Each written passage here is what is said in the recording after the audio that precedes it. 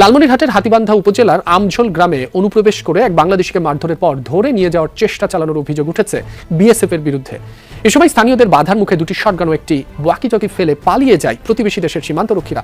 4 বছর পর গম রফতানিতে নিষেধাজ্ঞা তুলে নিল ভারত। দিল্লির এই পদক্ষেপে বড় লাভের সম্ভাবনা দেখা দিয়েছে বাংলাদেশে। কেননা এই গম এখন আর স্রেফ খাদ্যশস্য নয়, বরং হয়ে উঠেছে ভূরাজনৈতিক ও কূটনৈতিক ভারসাম্যের এক শক্তিশালী হাতিয়ার। বাংলাদেশ নিয়ে ভারত আমেরিকার কূটনৈতিক প্রতিযোগিতা আর হিসেব নিকেশ যখন তুঙ্গে, ঠিক তখনই গমের বাজার উন্মুক্ত করার সিদ্ধান্তটি নতুন মাত্রা যোগ করেছে। বর্তমানে বাংলাদেশ খুব দ্রুতই সামরিক শক্তি বৃদ্ধি করছে। ভারতের আগ্রাসন থেকে বাংলাদেশকে বাঁচাতে নতুন নতুন হাতিয়ার কেনার পাশাপাশি পাকিস্তানের সাথে সামরিক চুক্তিও করছে। টাকা দিয়ে কাটা কিভাবে তুলতে হয় নতুন বাংলাদেশটা ভালো করেই বুঝে গিয়েছে।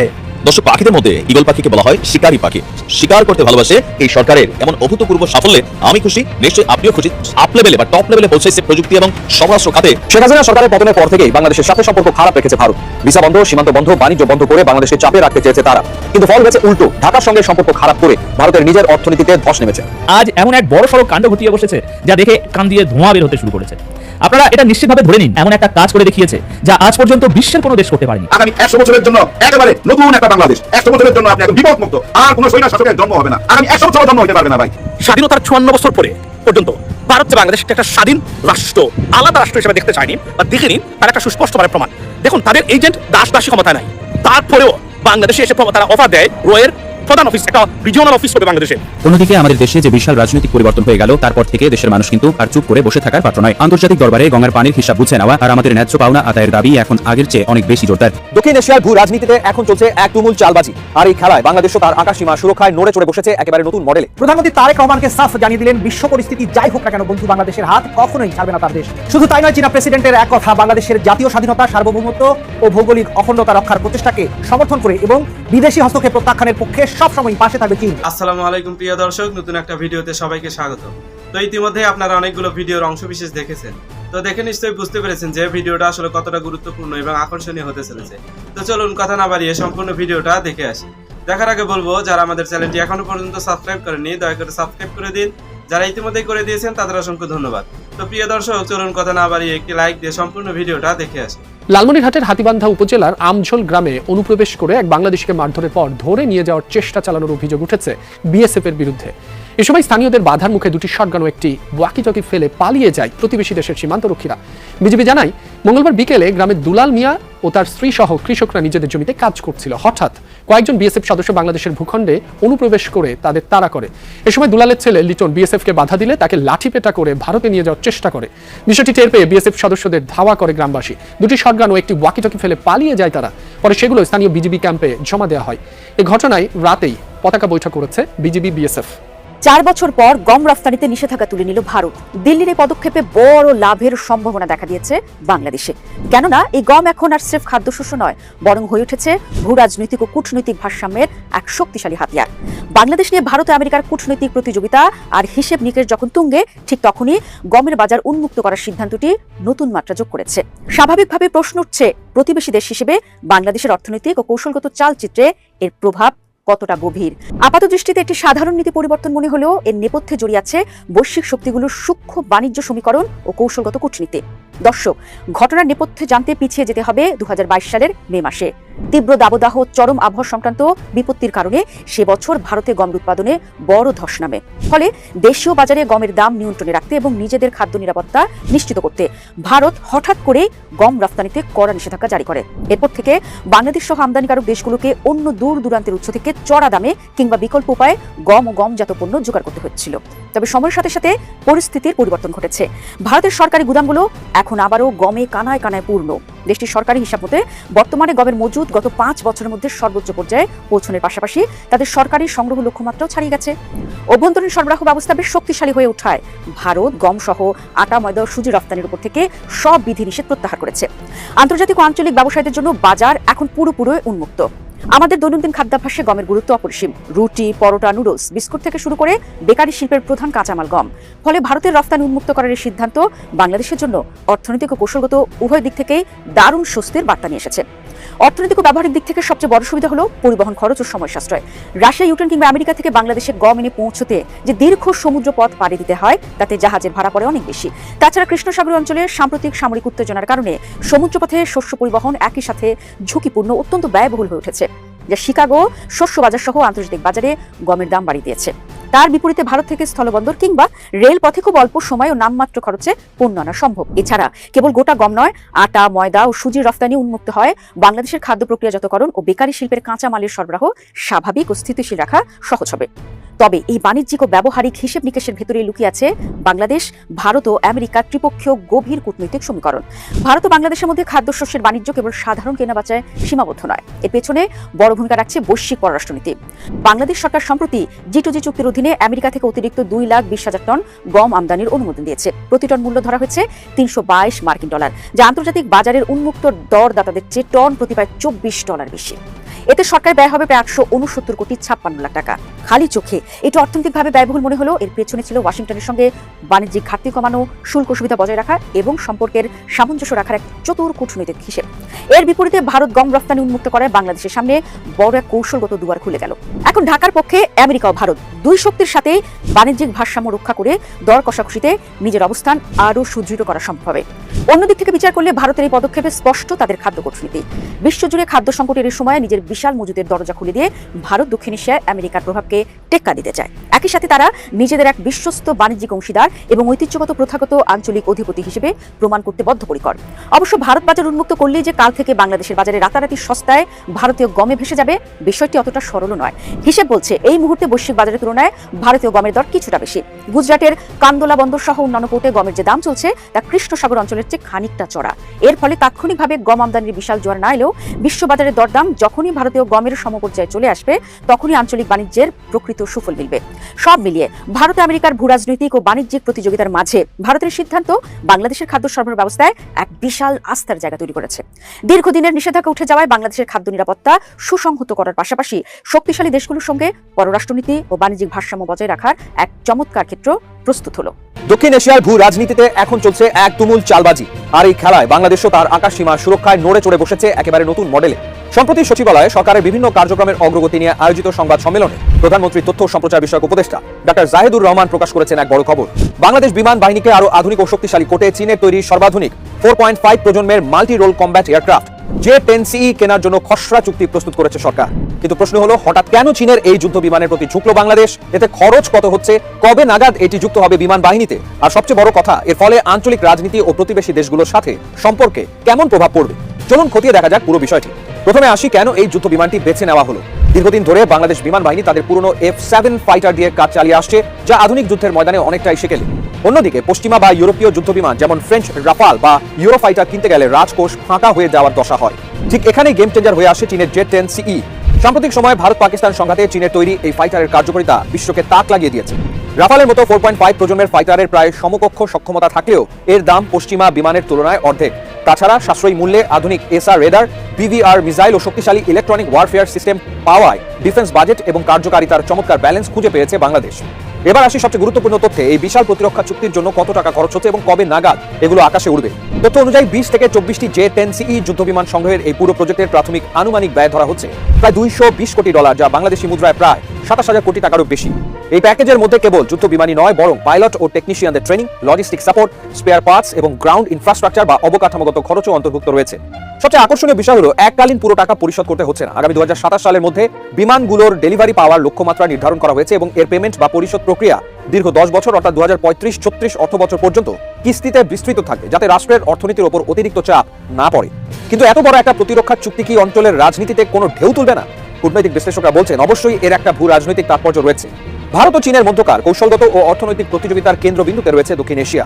বাংলাদেশ যখন বেজিং এর কাছ থেকে এমন সর্বাধুনিক সামরিক আকাশযান কেনার চূড়ান্ত চুক্তি এগিয়ে নেয়, তখন স্বাভাবিকভাবেই নয়াদিল্লির নীতি নির্ধারকদের টেবিলে আলোচনার মূল এজেন্ডা পাল্টে যায়।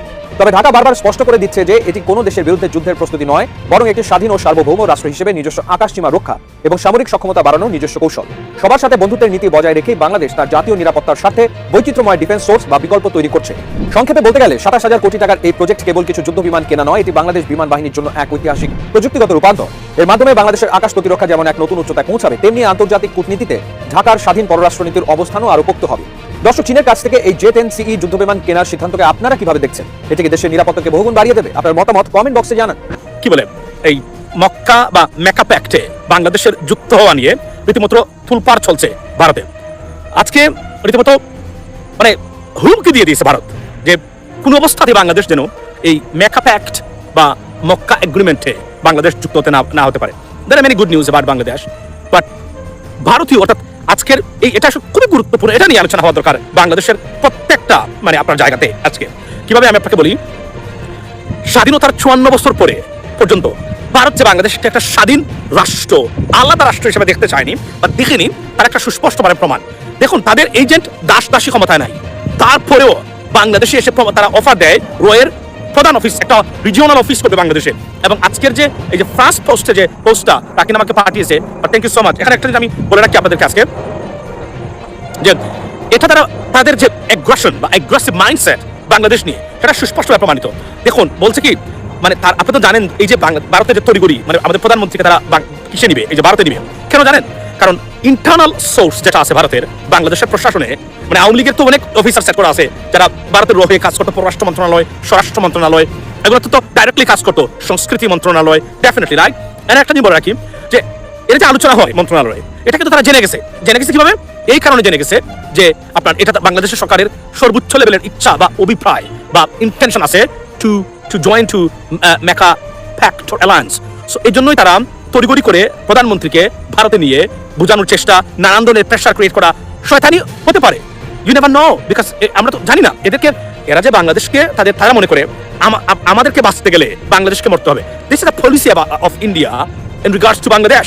তারা এটা আনবিলিভেবল, এবং এটা যে কতটা সত্য সেটা কিন্তু দ্রুতভাবে আবার তারা প্রমাণ দিল, এবং সেটা প্রমাণিত হয়েছে। আজকে ফার্স্ট পোস্টের যে আপনার তাদের যে পোস্টটা, টুইটার পোস্ট, সেই পোস্টটা আমি দেখাই, এটা নজিরবিহীন। এবং ফার্স্ট পোস্ট পালকি শর্মা, এটা আবারও বলেছি, আমি আগে বলেছি, এটা আম্বানির চ্যানেল, নরেন্দ্র মোদীর পকেটের চ্যানেল, ঠিক যেভাবে শেখ হাসিনার চ্যানেল ছিল আপনার 71, বিবিসি, তারপর সময় টিভি, শেখ হাসিনার সময়, এক্স্যাক্টলি এই ধরনের একটা চ্যানেল হলো এই আপনার এই ফার্স্ট পোস্ট। তারা কি লিখেছে সেখানে আমি আপনাদেরকে বলি।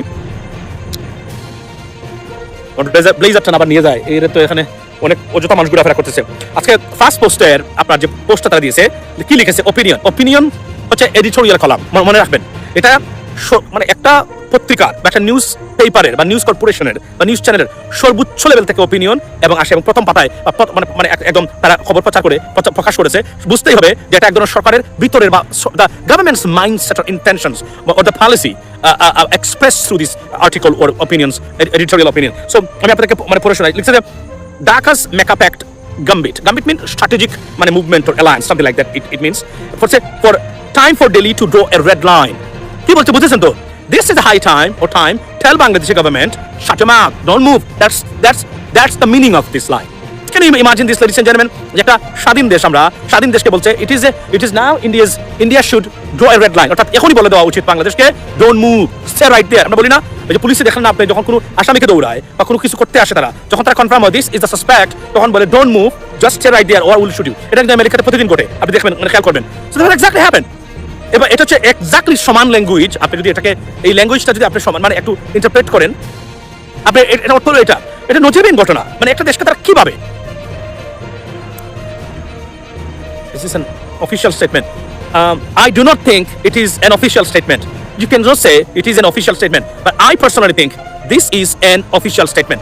I personally could the MECA alliance be an eyewash? আমি আপনাকে বলছি, সুন্দর একটা প্রশ্ন করেছেন। আমি মনে করি এটা একটা অফিশিয়াল স্টেটমেন্ট। যখন ফার্স্ট পোস্টের মতো অথবা রিপাবলিক বাংলা এগুলো থেকে কোনো জিনিস আসলে, it is indirectly unofficially official statement, unofficially official statement. Trust me. একজন বলছেন the MECA pact can be an eyewash. No, it cannot be, and I do not think it could be. Why I say that? মনে রাখবেন, মার্কিন যুক্তরাষ্ট্রের বাংলাদেশের জন্য once in a lifetime opportunity to join with it. I don't understand that. What is the problem? Is it network problem? Look like it's bluffing. Right?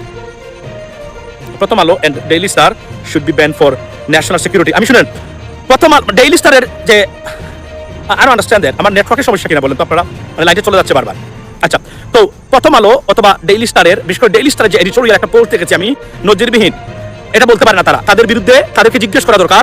তারা চায় না Bangladesh makeup প্যাক্টে যাক, এগুলার এই ভারতীয় গুলামি করা, তারা চায় সারা জীবন বাংলাদেশের গুলামি করুক। দেখেন আপনি ইন্টেনশন, এমন একটা অপরচুনিটি। মার্কিন যুক্তরাষ্ট্রে যদি ইউএস গভর্নমেন্টের সাপোর্ট না থাকতো, যদি প্রেসিডেন্ট ট্রাম্পের সাপোর্ট না থাকতো, আমি বলতাম ডোন্ট গো। এবার it's a once in a lifetime Bangladesh সেখানে যেতে পারে, কারণ মার্কিন যুক্তরাষ্ট্র, মনে রাখবেন, এই মেকআপ প্যাক্টে there are two sides. One goes against US interest, one within the US interest. Two sides.